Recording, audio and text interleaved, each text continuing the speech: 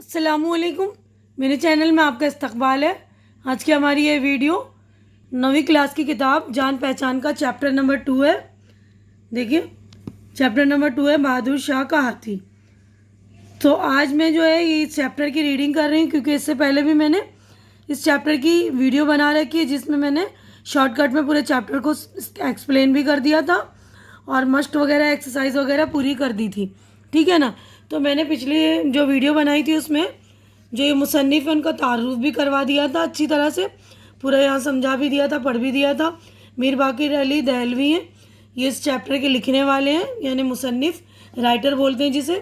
تو آج میں اس چیپٹر کی ریڈنگ کر رہی ہوں، ٹھیک ہے، کیونکہ کچھ بچوں نے کہا تھا میم چیپٹر ریڈ کر دیجئے، کیونکہ کچھ بچوں کی ریڈنگ ویک ہوتی ہے نا، تو ان بچوں کے لیے تو پلیز آپ لوگ ان بچوں کو بھی دیجیے گا اور میرے چینل کو سبسکرائب کر کے میری حوصلہ افزائی کیجیے گا۔ اور آج کل لاک ڈاؤن چل رہا ہے نا، کچھ بچوں کے پاس بکس وغیرہ نہیں ہے، تو زیادہ سے زیادہ شیئر کیجیے تاکہ زیادہ لوگوں کو فائدہ ہو، زیادہ بچوں کے فائدہ پہنچے نا، بکس نہیں ہے تو ان کے پاس۔ دیکھیے مولا بخش اتنا اونچا ہاتھی تھا کہ اس کے قد کے برابر ہاتھی نظر سے نہیں گزرا۔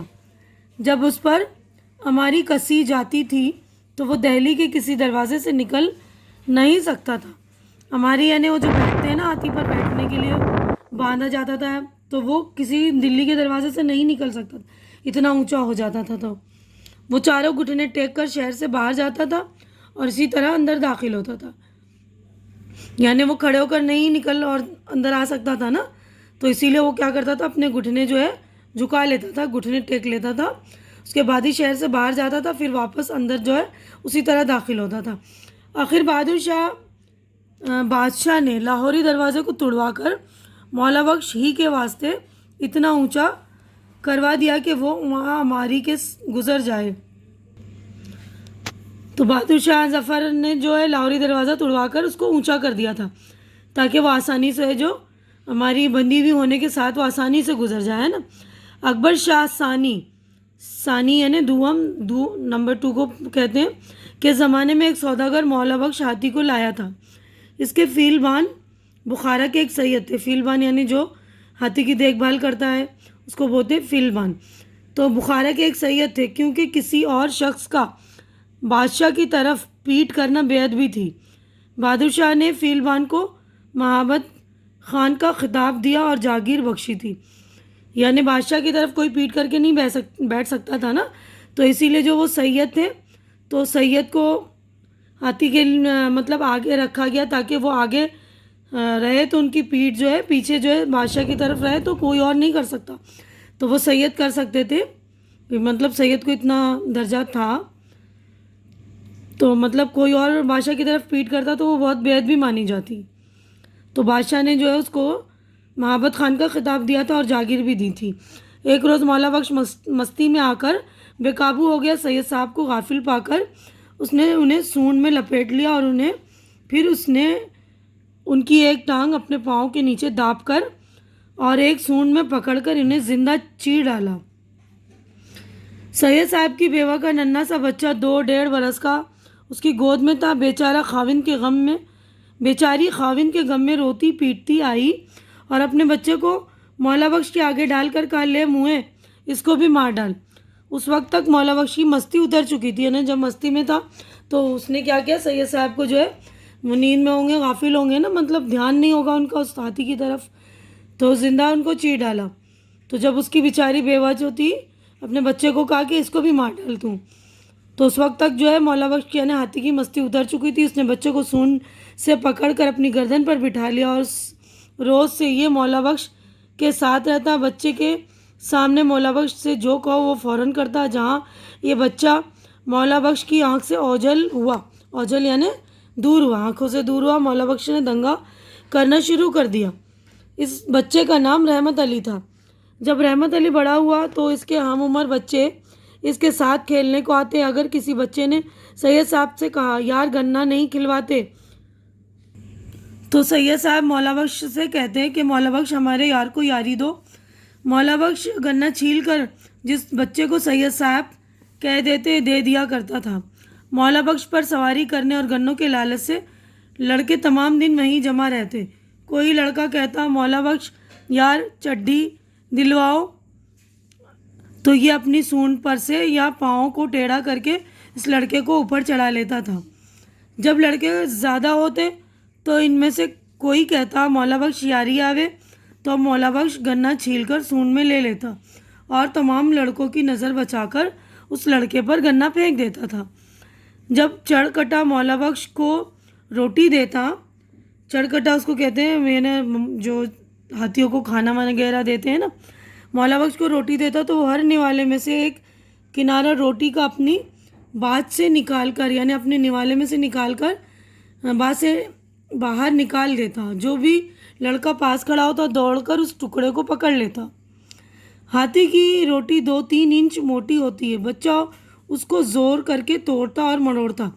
गर्ज बाजार दिक्कत, जब टुकड़ा इसके हाथ आ जाता और वो बच्चा वो टुकड़ा लेकर भाग जाता, उस वक्त मौला बख्श वो निवाला खाता था। निवाले में से जब तक कोई बच्चा टुकड़ा न ले लेता वो रोटी न खाता था। लड़कों से मौला बख्श का बड़ा पक्का याराना था।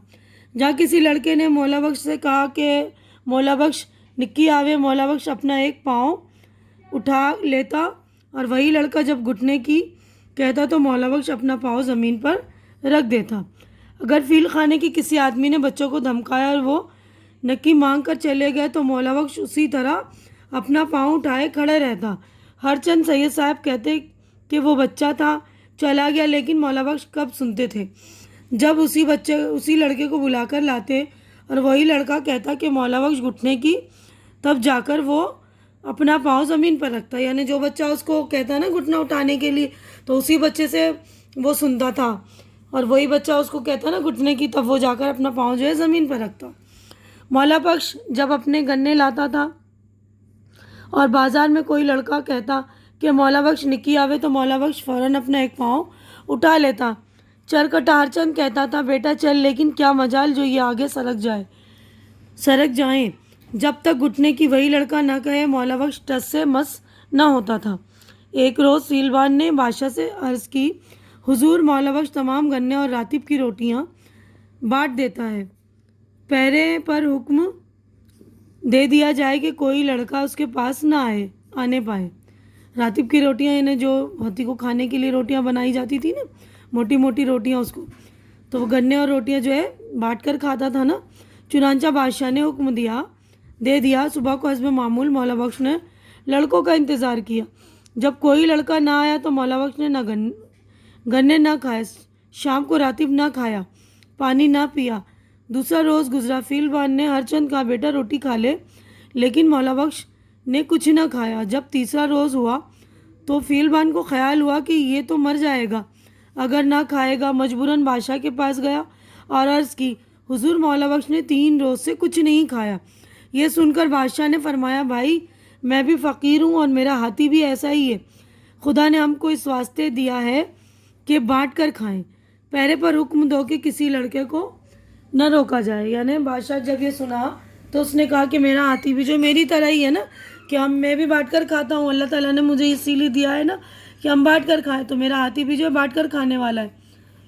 तो फिर बादशाह ने क्या हुक्म दिया कि किसी लड़के को अब रोका ना जाए। गर्ज जब लड़के आए तो मौला बख्श ने रातिब और गन्ने बांट कर खाने शुरू कर दिए। मौला बख्श जब बादशाह के रूबरू आता था तो दोनों घुटने टेक कर और सर झुकाकर सलाम करता था। इसकी मस्तक इतनी बुलंद थी कि सैयद साहब ऊपर बैठे हुए दिखाई नहीं देते थे, और जब बादशाह सवार होते तो निहायत अदब से सरनगू चला जाता। सरनगू यानी सर झुकाए हुए, ठीक है ना। तो आप लोगों की अच्छी तरह से समझ में आ गया होगा। देखिए मुसन्निफ़ का नाम है ये मीर बाक़िर अली दहलवी, यानी राइटर का नाम है। तो ये अच्छी तरह से आप लोगों को समझ में भी आ गया होगा। रीडिंग भी आप लोग कर लीजिएगा अच्छी तरह से सुनकर। उम्मीद करती हूँ कि मेरी ये वीडियो आप लोगों को अच्छी लग रही होगी। अच्छी लग रही तो इसे लाइक कीजिए, ज़्यादा से ज़्यादा शेयर कीजिए, ताकि जो ज़रूरतमंद बच्चे हों, आजकल लॉकडाउन चल रहा है ना, बच्चों के पास बुक नहीं है, तो मेरी रीडिंग की वीडियो भी दीजिए ताकि बच्चे लोग की रीडिंग भी अच्छी हो सके और बुक की ज़रूरत भी पूरी हो जाए। और मेरे चैनल को सब्सक्राइब करके मेरी हौसला अफजाई कीजिए। हमारी अगली मुलाकात अगली वीडियो में होगी। तब तक के लिए आप लोग अपना ख्याल रखिए, मुझे दुआओं में याद रखिए। अल्लाह हाफिज़।